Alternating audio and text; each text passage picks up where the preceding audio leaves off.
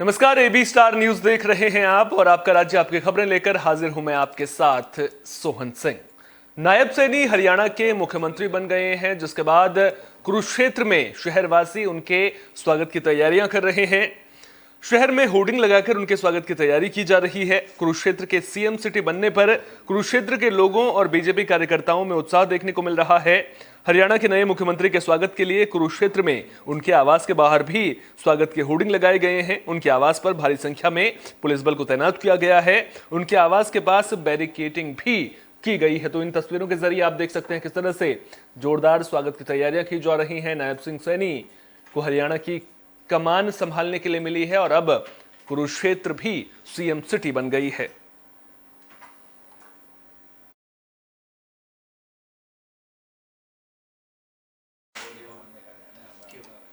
पिछले दिनों हरियाणा की राजनीति में बड़े बदलाव देखने को मिले। पूर्व मुख्यमंत्री मनोहर लाल ने इस्तीफा दिया, वहीं नायब सैनी ने हरियाणा की कमान संभाली है। इन सब के बीच पूर्व मंत्री कर्णदेव कंबोज ने मनोहर सरकार के दौरान किए गए विकास कार्यों की जानकारी दी। उन्होंने मनोहर सरकार के 9.5 साल के कामकाज की तारीफ की। कर्णदेव कंबोज ने कहा कि मनोहर लाल ने मुख्यमंत्री रहते टेक्नोलॉजी के क्षेत्र में काफी काम किया है, जिसका फायदा हर गरीब को घर बैठे मिला है। गरीब लोगों में, क्योंकि ओबीसी समाज में ज़्यादातर गरीब लोग मिलते हैं, और उन्होंने टेक्नोलॉजी का सहारा लेकर के कई प्रकार के पोर्टल बनाए, जिनके माध्यम से गरीब व्यक्ति अपने घर पर बैठ करके किसी भी योजना के लिए लाभ लेने के लिए उसके ऊपर अप्लाई करता है और उनको आज दफ्तरों में चक्कर काटने की जरूरत नहीं पड़ती। घर बैठे बैठे उन योजनाओं का लाभ उनको घर पर ही मिलता है। तो एक बहुत बड़ी उपलब्धि जिस प्रकार से टेक्नोलॉजी का प्रयोग करते हुए मनोहर लाल जी ने, और ये मैं तो ये कहूँगा कि आजकल जो नौजवान बच्चे भी टेक्नोलॉजी का प्रयोग नहीं कर सकते, वो हमारे आदरणीय मनोहर लाल जी ने टेक्नोलॉजी का इतना बखूबी से जो है ना उन्होंने प्रयोग करके और लोगों तक इसका फायदा कैसे पहुँचे घर बैठे। गुरुग्राम से चंडीगढ़ के लिए वंदे भारत एक्सप्रेस ट्रेन की शुरुआत कर दी गई है।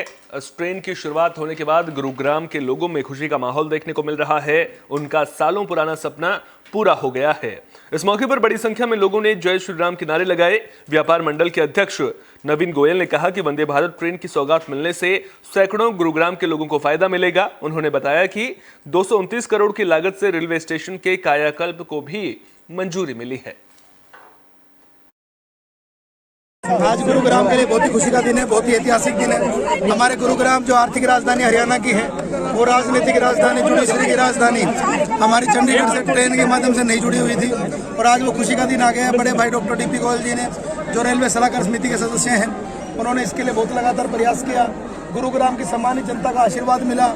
हमारे केंद्रीय नेतृत्व आदरणीय, मैं धन्यवाद करना चाहता हूँ रेल मंत्री श्री अश्विनी वैष्णव जी का, मैं धन्यवाद करना चाहता हूँ जिनको दोबारा भाजपा का प्रत्याशी तीसरी बार बनाया गया है भारतीय जनता पार्टी ने, माननीय राव इंद्रजीत सिंह जी का, और हमारी बहुत ही आदरणीय बहन सुधा यादव जी का, जिनके पास हम कोई भी काम लेकर के आज तक गए हैं। और साथ साथ धन्यवाद रेलवे के अधिकारियों का भी, हमेशा हमारे काम के ऊपर उन्होंने आशीर्वाद दिया, पुष्प चढ़ाए हैं। और आज उसकी बदौलत पिछले 3-4 साल में आप सबको भी कई बार रेलवे स्टेशन पर बुलाने का हमें मौका मिला, चाहे कई बार ट्रेनों के स्टॉपेज कराने की बात हो, चाहे नई ट्रेनें चलवाने की बात हो।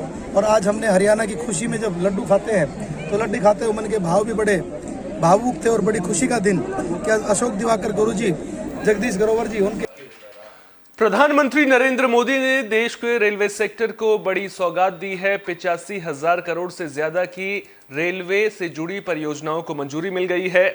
छत्तीसगढ़ के मुख्यमंत्री विष्णुदेव साय ने इस सौगात के लिए प्रधानमंत्री नरेंद्र मोदी का आभार व्यक्त किया है।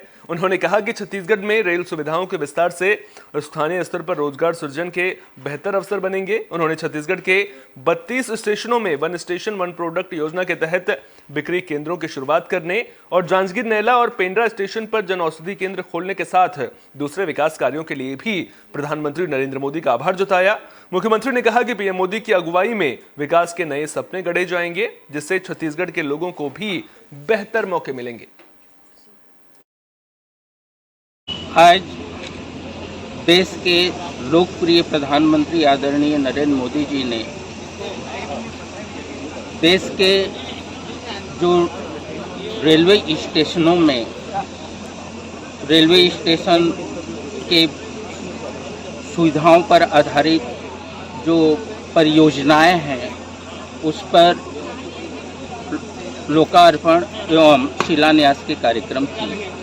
उसी वीडियो कॉन्फ्रेंस के माध्यम से नैला जांजगीर रेलवे स्टेशन में हम लोग जुड़े और नैला जांजगीर रेलवे स्टेशन में एक स्टेशन एक प्रोडक्ट का भी यहाँ पे कार्य होगा और पूरे देश में ये चल रहा है।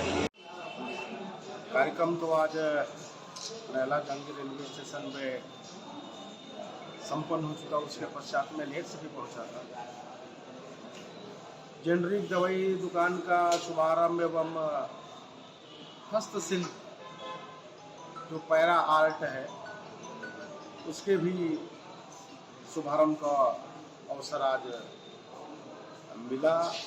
निश्चित रूप से वर्तमान समय में मेडिकल के क्षेत्र में जेनरिक दवाइयाँ जो कि कम कीमत पर सस्ती दवाइयाँ हम नागरिकों को सरकार उपलब्ध करा रही है और हमारी स्थानीय जो कलाकार हैं जिनकी आर्ट की क्षमता है, पैरा हमारे यहाँ भरपूर उत्पादन होता है और इस पैरा का कला के क्षेत्र में हम क्या उपयोग कर सकते हैं। वन स्टेशन वन उत्पाद उस क्षेत्र में हमारी नंदनी बघेल की यह कलाकृति आज नैला जांजगीर रेलवे स्टेशन के माध्यम से पूरे क्षेत्र में जाएगी। इसका लाभ इनकी कला के साथ साथ जितने भी आर्ट प्रेमी हैं वो उठाएंगे।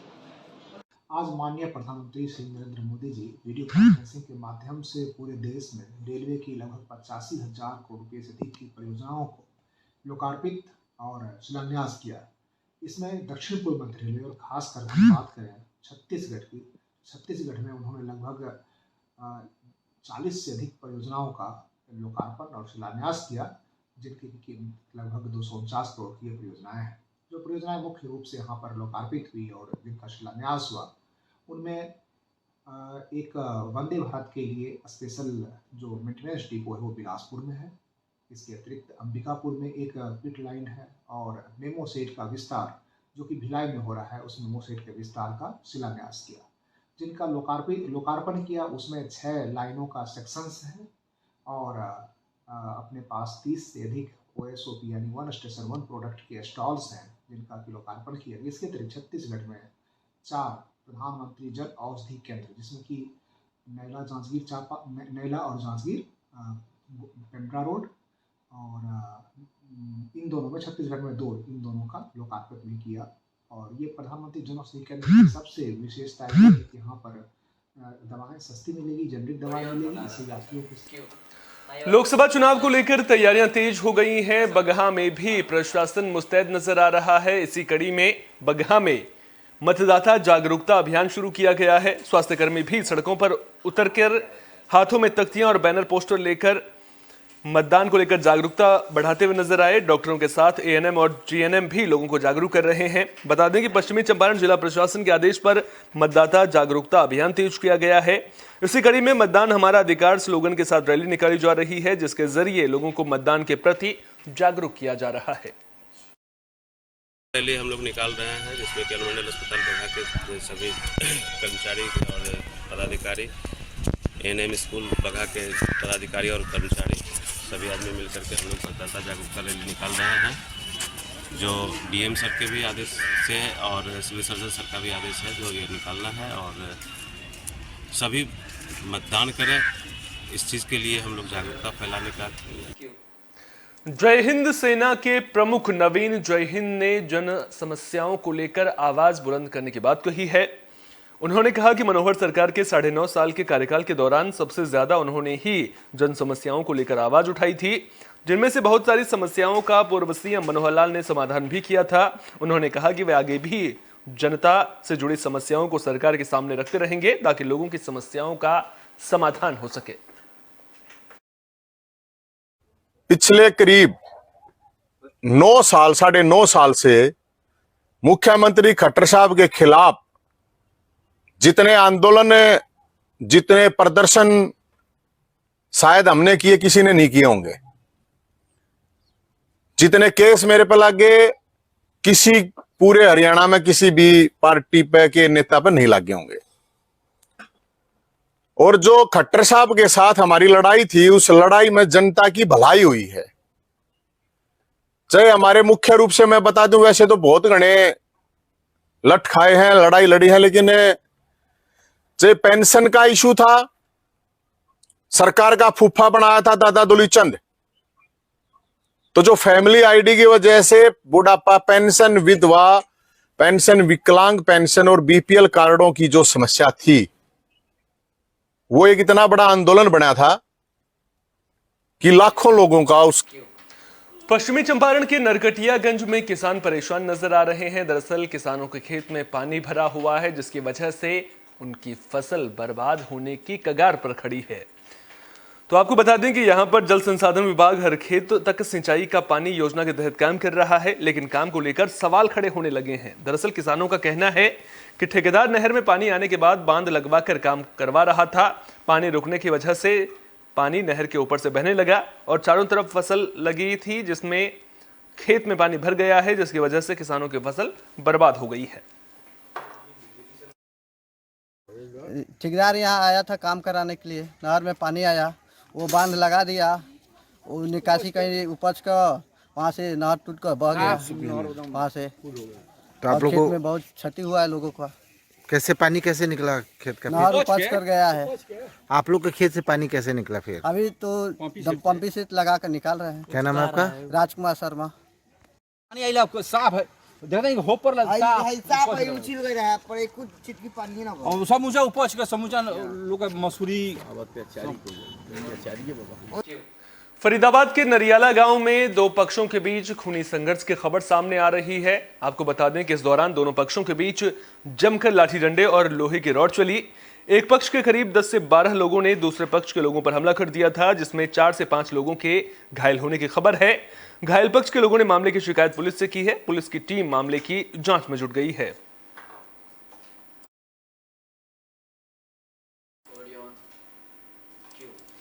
पलवल से दर्दनाक सड़क हादसे की खबर सामने आ रही है। दरअसल एक तेज रफ्तार कार पेड़ से टकरा गई थी।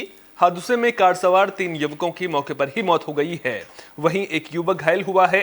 हादसा पलवल अमरपुर रोड पर दाढोता मोड़ पर हुआ। हादसे के बाद गाड़ी से सभी लोगों को बाहर निकालने में पुलिस और स्थानीय लोगों को कड़ी मशक्कत का सामना करना पड़ा। पुलिस ने तीनों शवों का पोस्टमार्टम कराने के बाद परिजनों को सौंप दिया है। ये क्या भाई सूचना मिली थी, अमरपुर से आगे थोड़ी सी एक गाड़ी पेड़ में लग के एक्सीडेंट हो गई है। उसमें 4 लड़के थे, एक पुनीत, विपन और हनी और एक सुनील नाम का, जो उनके 3 आदमी की डेथ हो गई और एक जगह। तीनों बच्चे किशोर बताए जा रहे हैं। कितनी उम्र होगी इनकी? 20-22 उम्र के तीनों लड़के हैं। हाँ, तीनों के मौके पे पहचान हो गई थी। हमने तो यहाँ आके देखा ना, तो मौके पे आ गए थे, बारिश आ गई। तो चौथा जो घायल बताया जा रहा है वो ठीक है। आपको ज़्यादा चोट तो नहीं उसको? नहीं, उसके ज़्यादा चोट नहीं। कारण क्या रहा है एक्सीडेंट का? कारण नील गाय आगे और बैलेंस बिगड़ के गाड़ी पेड़ में टकराई। बुलेटिन के आखिर में बात भोजपुर की कर लेते हैं। दरअसल भोजपुर में बदमाश बेखौफ नजर आ रहे हैं। कोइलवर थाना इलाके में हथियारबंद बदमाशों ने एक फेरी वाले को गोली मार दी। गोली लगने से फेरी वाला गंभीर रूप से घायल हुआ है, जिसे इलाज के लिए अस्पताल में भर्ती करा दिया गया है। बदमाशों ने राजापुर गांव के 65वां बालूघाट के पास वारदात को अंजाम दिया। घायल युवक मध्य प्रदेश के कटनी जिले का रहने वाला है। मामले की जानकारी मिलने के बाद पुलिस की टीम जांच में जुट गई है। बदमाशों ने युवक को गोली क्यों मारी, फिलहाल इसका खुलासा नहीं हो सका है।